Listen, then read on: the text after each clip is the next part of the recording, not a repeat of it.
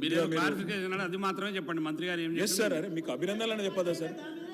మీరు ఆ కుర్చీలో బ్రహ్మాండంగా సభ నిర్వహిస్తున్నారు. ముందుగా మీకు అభినందనలు. మీకు పదోన్నతి కూడా రావాలని మనస్ఫూర్తిగా కోరుకుంటున్నాను సార్. ఒకటి. రెండోది సార్, నిజంగా మా పొన్నం ప్రభాకర్ అన్న అంటే ఒక్క లంబాడ మంత్రి లేరన్నా, ఉంటే తప్పేం లేదు, పెట్టాలా మేము కోరుతున్నాం. మా పార్టీ నుంచి కూడా తప్పకుండా ఒక ట్రైబల్ బిడ్డ, ఒక లంబాడ బిడ్డ తప్పకుండా మంత్రి కావాలని కోరుతున్నా సార్. ఎవరైనా మాకు అభ్యంతరం లేదు, కానీ అయితే మంచిదని కోరుతున్నాను. తప్పే ఉంది సార్. అధ్యక్ష సార్, నేను చెప్పనేంటి సార్, మీ గురించే చెప్తున్నా సార్. సార్, మా పొన్నం ప్రభాకర్ అన్న నాకు పాత దోస్తు సార్. 2009 నుంచి మేము దోస్తులం సార్. పర్సనల్, ఇప్పుడు కూడా దుష్మన్ కాదు, ఇప్పుడు కూడా దోస్తే. రాజకీయమే ఇదే సార్. ఎందుకంటే అన్న మాట్లాడితే ఇలా బాగా అనిపించింది సార్. ఆవేశంతో మా మహేశ్వర్ రెడ్డి నీళ్ళు ఇచ్చేదాకా పోయింది సార్ కథ. ఆవేశంతో ఊగిపోతూ తెలంగాణ గురించి తన కమిట్మెంట్ తను ప్రదర్శించిన తీరేదైతుందో నాకు బాగా నచ్చింది సార్. ముఖ్యమంత్రి గారు, నేను వారిని అభినందిస్తున్నా పొన్నం ప్రభాకర్ గారిని. ముఖ్యమంత్రి గారి మధ్యలో 2-3 సార్లు ఒక మంచి ప్రతిపాదన పెట్టింది సార్.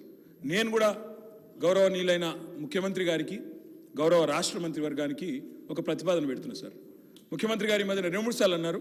నేను కూడా అదే ఉటంకిస్తున్నాను తప్ప కొత్తదేం చెప్తలేను సార్. ఇలా మా మంత్రుల కమిట్మెంటు, మా ప్రభుత్వం యొక్క కమిట్మెంట్ చూస్తే చాలా చాలా ఆనందంగా ఉంది సార్. చాలా గొప్పగా అనిపిస్తున్నది. అందుకే దయచేసి ముఖ్యమంత్రి గారి నాయకత్వంలో బ్రహ్మాండంగా ఢిల్లీలోని జంతర్ మంతర్లో ఆమరణ దీక్షకు మొత్తం మంత్రివర్గం కూర్చోండి సార్. మేము అండగా ఉంటాం, మేము చుట్టూ కూర్చుంటాం. సత్యదాకా కూర్చోమనండి, మేము అండగా ఉంటాం. కేంద్రంతో కొట్లాడదాం. మొత్తం మంత్రివర్గం మంచిగా జంతర్ మంతర్లో కూర్చోండి. ఎమ్మెల్యేలు అందరం వస్తాం, ఎంపీలు అందరం వస్తాం, అందరం పోయి కూర్చుందాం, అంతూ చూసుకుందాం సార్. ఎందుకంటే ముఖ్యమంత్రి గారి మధ్యన ఒక్కసారి కాదు, రుణమాఫీ అంటే హరీష్ రావు దీక్ష చేయాలంటాడు, ఉద్యోగుల సమస్యలు, నిరుద్యోగుల సమస్యలు అంటే నన్ను ఆమరణ దీక్ష చేయమంటాడు. అందుకే నేను అడుగుతా ఉన్నా సార్, మొత్తం కేబినెట్ కూర్చోండి, మేము అండగా నిలబడతాం, 1000 మంది వస్తాం. మీరు నిధులు తెచ్చుడో కేబినెట్ కు అంటే ఏం కావాలని నేను కోరుకోను సార్. ఆమరణ దీక్ష కూర్చోవాలని చెప్పి మనస్ఫూర్తిగా మీ కమిట్మెంట్ అభినందిస్తూ ధన్యవాదాలు. మా మిత్రులు పదే దీక్ష గురించి ఉబలాట పడుతుండ్రు.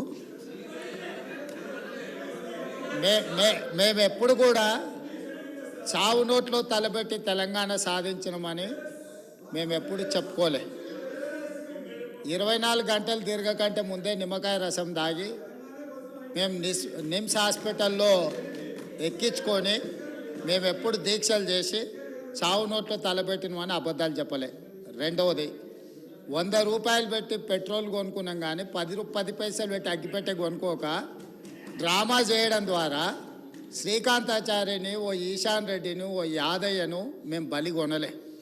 మేము ఎవరి శవాల ప్రాతిపదికనో, ఎవరి ప్రాణాల ప్రాతిపదికనో మేము అధికారంలోకి రావాలని కోరుకోలేదు. కోల్పోయిన అధికారాన్ని మళ్ళీ ఇతర ప్రాణాలను బలిచ్చి కుర్చీలో కూర్చోవాలని అనుకోవడం లేదు. అయితే తెలంగాణ రాష్ట్ర విశాల ప్రయోజనాల దృష్ట్యా అక్కడ కల్వకుంట్ల తారక రామారావు గారు, ఇక్కడ తన్నీర్ హరీష్ రావు గారు దీక్ష గురించి ప్రతిపాదించిండ్రు. తప్పకుండా జంతర్ మంతర్లో చంద్రశేఖరరావు గారిని రమ్మనుండ్రి.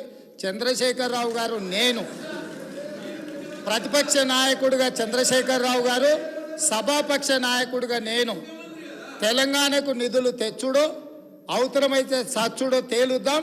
మేము సిద్ధం. తారీఖు పెట్టండి, చంద్రశేఖరరావుని తీసుకొని రండి.